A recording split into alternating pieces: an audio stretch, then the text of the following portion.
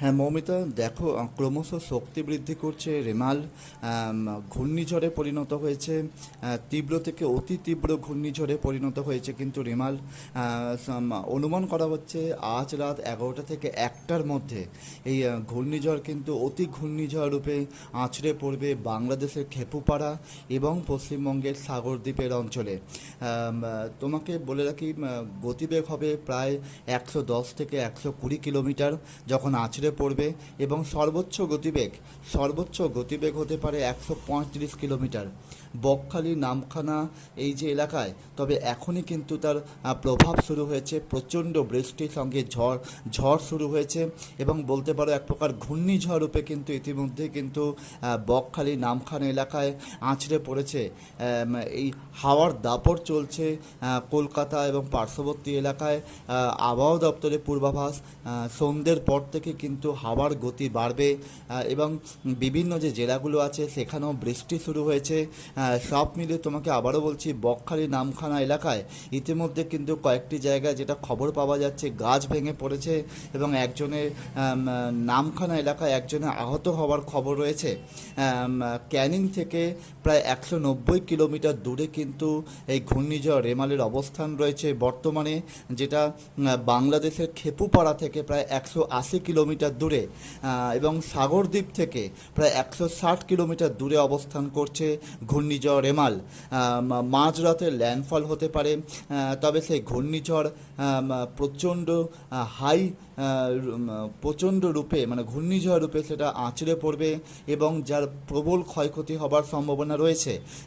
তবে আবহাওয়া দপ্তরের কথা অনুযায়ী যে আমফানে যে বিপুল পরিমাণ ক্ষতি হয়েছিল, ততটা পরিমাণ ক্ষতি না হলেও এই রেমালে কিন্তু ক্ষয়ক্ষতির একটা প্রভাব থাকবে, এবং সর্বত্র কিন্তু হাই অ্যালার্ট জারি করা হয়েছে। একাধিক লোকাল ট্রেন কিন্তু আজ বাতিল করা হয়েছিল, 340টি অন্তর্দেশীয় উড়ান বাতিল করা হয়েছে। তোমাকে এই প্রসঙ্গে বলে রাখি, কলকাতা পুরসভা, কলকাতা পুলিশ প্রত্যেকে কিন্তু তাদের হেল্পলাইন নাম্বার চালু করেছে। কলকাতা পুলিশের হেল্পলাইন নাম্বার 9432610428। কলকাতা পুরসভার নাম্বার হচ্ছে 22861212। এবং তোমাকে আরও একবার বলছি, জেলায় জেলায় কিন্তু বৃষ্টি শুরু হয়েছে। হাওড়া, সুন্দরবনে আজ এবং কাল ফেরি পরিষেবা কিন্তু বন্ধ রাখা হয়েছে।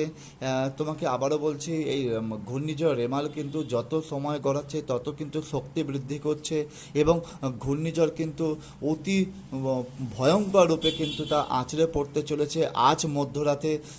অনুমান করা হচ্ছে রাত 11টা থেকে 1টার মধ্যে, খুব বেশি হলে রাত 2টোর মধ্যেই বাংলাদেশের খেপুপাড়া এবং পশ্চিমবঙ্গের সাগরদ্বীপ অঞ্চলে কিন্তু প্রায় 135, সর্বোচ্চ 135 কিলোমিটার বেগে আছড়ে পড়তে চলেছে, যার প্রভাব পড়বে কিন্তু সমগ্র রাজ্যে, এমনকি কলকাতাতেও। ফলে রাতের বেলা প্রচণ্ড ঝড় বৃষ্টির একটা সম্ভাবনা রয়েছে, এবং কলকাতা শহরে প্রায় 70 থেকে 80 কিলোমিটার বেগে ঝড় হওয়ার এবং হাওয়ার দাপট যেটা হবার সম্ভাবনা রয়েছে। এবং আগামীকাল কিন্তু ভারী বৃষ্টির সম্ভাবনাও রয়েছে সকাল থেকে। সব মিলিয়ে ঘূর্ণিঝড় রেমাল যেভাবে শক্তি সঞ্চয় করছে, তাতে কিন্তু একটা ভয়ের আশঙ্কা থাকছেই। এবং তোমাকে বলে রাখা ভালো যে বিভিন্ন জেলায়, যে কাকদ্বীপ, নামখানা, সেই সব জেলাগুলো যেখানে যে জায়গাগুলোতে অতি স্পর্শকাতর করা হয়েছে, যেখানে ঘূর্ণিঝড়ের প্রত্যক্ষ প্রভাব পড়তে পারে, সেই জায়গা থেকে কিন্তু বাসিন্দাদের সরিয়ে নিয়ে আসা হয়েছে। সব মিলিয়ে প্রশাসন কিন্তু এই মুহূর্তে তৎপর। অন্যদিকে রেমালও কিন্তু অতি তীব্র ঘূর্ণিঝড় রূপে রাজ্যে আছড়ে পড়তে চলেছে আজ মধ্যরাতে। মৌমিতা।